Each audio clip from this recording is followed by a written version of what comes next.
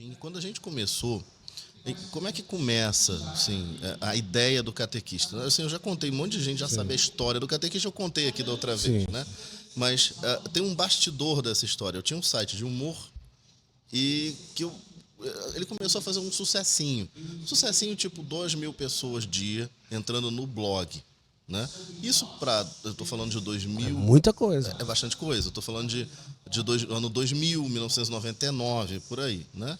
Então, em um dado momento deu um clique.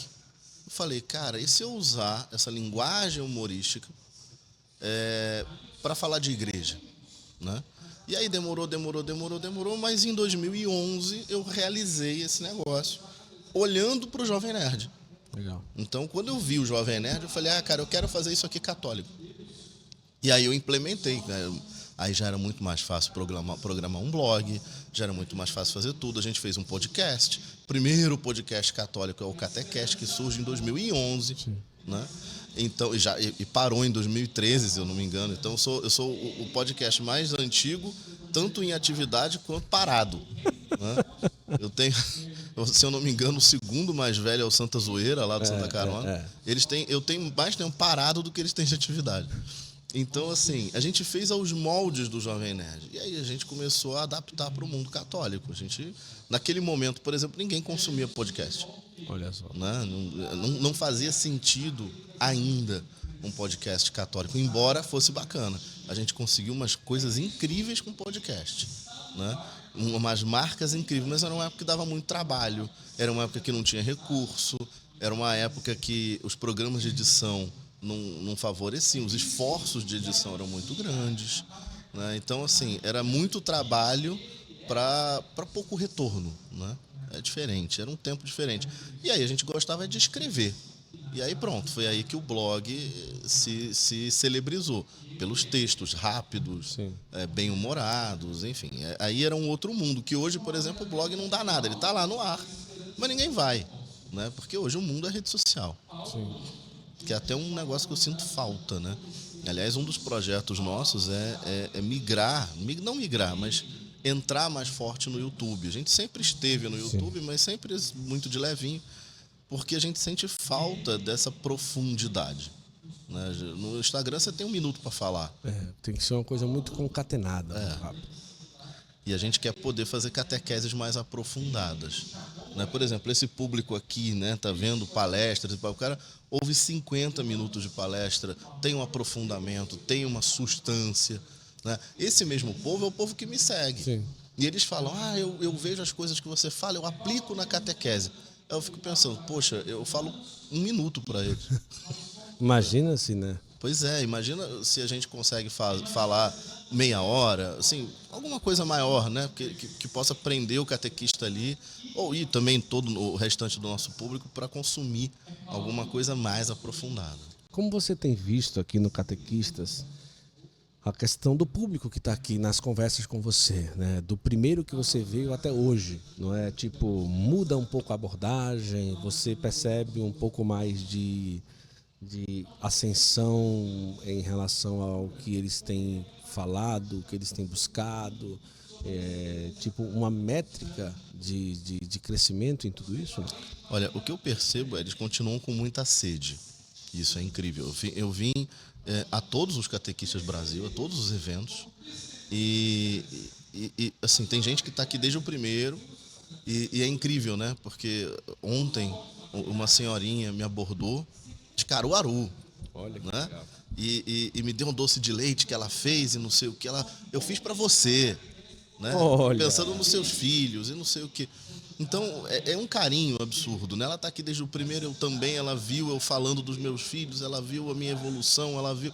Então, assim, é muito bonito, porque isso se torna uma família. Claro que sempre tem gente nova, mas o núcleo é o mesmo. E a sede não passou. Isso é o primeiro ponto. A sede do catequista por catequizar, por salvar almas, ela não passou. O cara está há 6 anos vindo aqui, está há 6 anos com o olho desse tamanho, pregado na Assembleia, dando testemunho, vendo, ouvindo, se esforçando. Isso é fantástico. Agora, tem desafios, né? Então, por exemplo, lá no início, eu sempre fui muito mais direcionado a jovens e adultos, né? Então, todas as minhas palestras, menos essa de hoje, Elas foram direcionadas a jovens e adultos, mas, claro, elas podem ser, um catequista pode ouvir aquilo e aplicar na catequese de crianças. Mas existe uma sede hoje muito grande por materiais com catequese de criança. Por quê? Porque hoje a catequese, a de adultos, ela, há muito tempo, ela vem numa crescente de idade, né? Então, a média de idade, no geral, claro, pode ter uma paróquia que não é assim, mas a maioria, a média de idade, no geral, vem crescendo. Por quê? Porque é o jovem que vai embora e volta adulto, machucado. Então, a catequese começou a assumir uma característica de cura, né? E quando eu falo cura, eu não estou falando nada esotérico, não. É acolher uma pessoa que está machucada, que tá frustrada, que está traumatizada, que passou por um relacionamento, que se separou, que de repente não pode mais acessar a comunhão. Então, você precisa cuidar daquela pessoa. Então, é por isso que eu falo de cura, né? Acolhimento e cura. A catequese de crianças, ela já veio sempre na mesma linha, mas agora, de uns anos para cá, aquele problema das famílias, vamos dizer assim, que não seguem o modelo tradicional, começou a aparecer com mais força nas crianças. Então, as crianças cada vez mais terceirizadas para a catequese, né? Então, a catequese, a criança ela não chega na catequese sabendo quem é Papai do Céu, minimamente rezando, sei lá, uma Ave Maria. Não sabe, ela sabe zerada, não sabe quem é Deus, para que ela está ali, né? Ela, muitas vezes nem os pais sabem, botam lá e para você conseguir fazer uma reunião é um absurdo.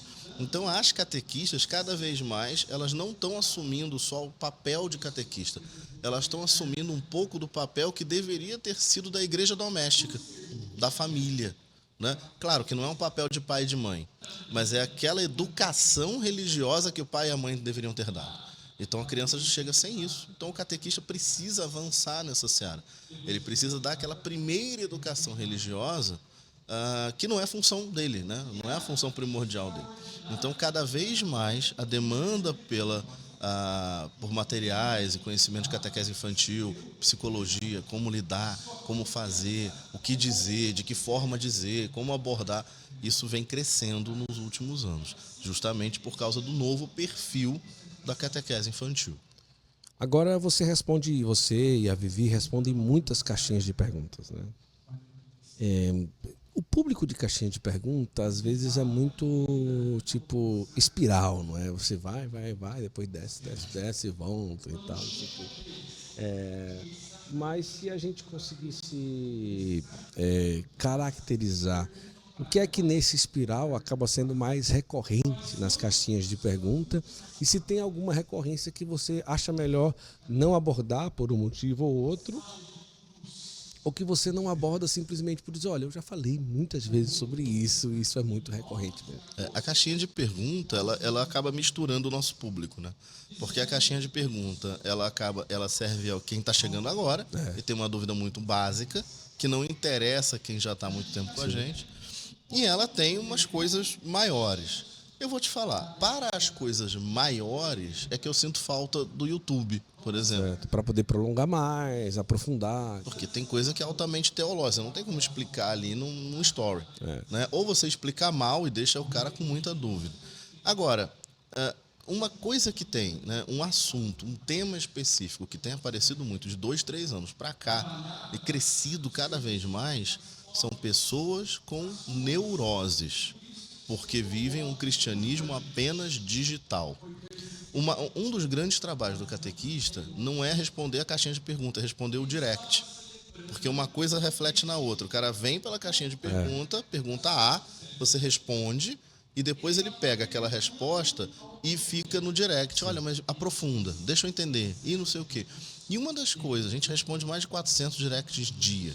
400 directs dia? Mais de 400 directs dia. E esse é o maior trabalho de catequista hoje, né? E é invisível, né? Mas muitos desses directs, eu não sei dizer se são a maioria, mas se não é a maioria, uma minoria grande. Ou é mais de 50% ou é 40%, sabe? É uma coisa grande. Eles vão falar sobre gente que fica olhando, olha, o influencer tal disse isso, olha, mas o padre fulano no site dele, na rede social dele disse aquilo. Ah, mas olha só, eu estou me sentindo desse jeito. Então, o cara vive um cristianismo desencarnado, ele não tem uma paróquia, ele não tem um padre, um confessor, flutuante, uma comunidade. Né? Ele fica pescando o cristianismo de internet, fica intelectualizando o cristianismo, porque o cristianismo é uma vida, o cristianismo é comunidade. O cristianismo é um encontro, né? Então, por exemplo, estamos eu, você e outras pessoas, a gente se vê uma vez por ano aqui, né? Eu conheci o Guto há 3 anos atrás, no início do Santo Flow, eu estou vendo o Guto hoje, a gente conversou um pouco há 3 anos atrás, nos 2 últimos anos a gente, oi, não tem muito tempo, esse ano a gente conversou um pouquinho mais, mas quando conversa, rapidamente aparece. Pô, a família, os filhos, como é que você lida com isso? Olha, pô, você tem o podcast, a gente tem também, está começando a produzir algumas coisas. Mas como é que é a sua experiência nisso? Aí você também, por outro lado, pergunta, poxa, mas é só você e sua mulher fazendo... A vida aparece, e aparece concreta. Então, eu não estou falando com um livro, eu estou falando com um homem que trabalha, que teve problemas, que se esforça, que vence os problemas, que tem seu jeito de lidar com os problemas, alguns podem servir para mim, outros não, mas está lá. Então tem uma troca real de experiência. Quando falta isso, vira tudo teoria.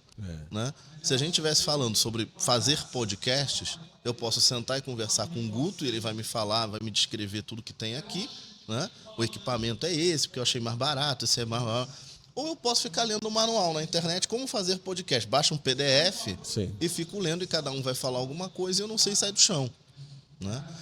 É exatamente isso que está acontecendo com o cristianismo, né? Com o catolicismo. As pessoas não estão indo na paróquia conversar com o padre, as pessoas não estão indo na paróquia participar de um grupo, participar de uma pastoral, ter uma vida ativa, trocar com quem vive. Né? Ah, eu estou com um problema com a minha esposa. Bom, vai na pastoral familiar, aquelas pessoas já tiveram problemas conjugais. Né? Elas vão saber dizer, olha, isso aconteceu comigo, aconteceu assim, aconteceu assado. E aí você vive a vida. Não, elas estão lendo manuais de internet, o cara compra um curso, como viver a vida conjugal. E, porque o padre tal lançou um curso. Então, assim, essas pessoas estão chegando pra gente completamente neuróticas. Tem uma regra A, eu não fiz e eu tô com medo de me confessar. Eu acho, ou então confessa todo dia porque acha que a confissão anterior não valeu. Ou fica neurótico em casa pensando, puxa, eu esqueci que quando eu tinha 5 anos, eu roubei um pirulito de um colega meu. E olha, isso é verdade, parece doido. Não, eu acredito plenamente. É verdade. Isso acontece mesmo. E aí o cara vai no padre e pede uma confissão geral. Padre, eu quero fazer uma confissão geral porque eu lembrei de pecados aos 5 anos de idade. E aí o cara faz uma confissão geral. Aí daqui a um mês ele lembrou disso. Aí pede outra confissão geral. Isso é uma loucura. Assim, você não tem como viver o cristianismo dessa maneira. Então, boa parte do nosso público hoje está vivendo desse jeito. Que aí é um público que precisa, que alguns já chegam ao ponto de precisar de atendimento psicológico especializado. Que aí a gente já vira e fala, cara, você não tem um problema religioso. Né? Acabou. Seu problema religioso vai para a paróquia. Sai daqui e vai para a paróquia. Vai viver o cristianismo. Agora, no ponto que você está, você precisa de uma terapia, você precisa de um psicólogo.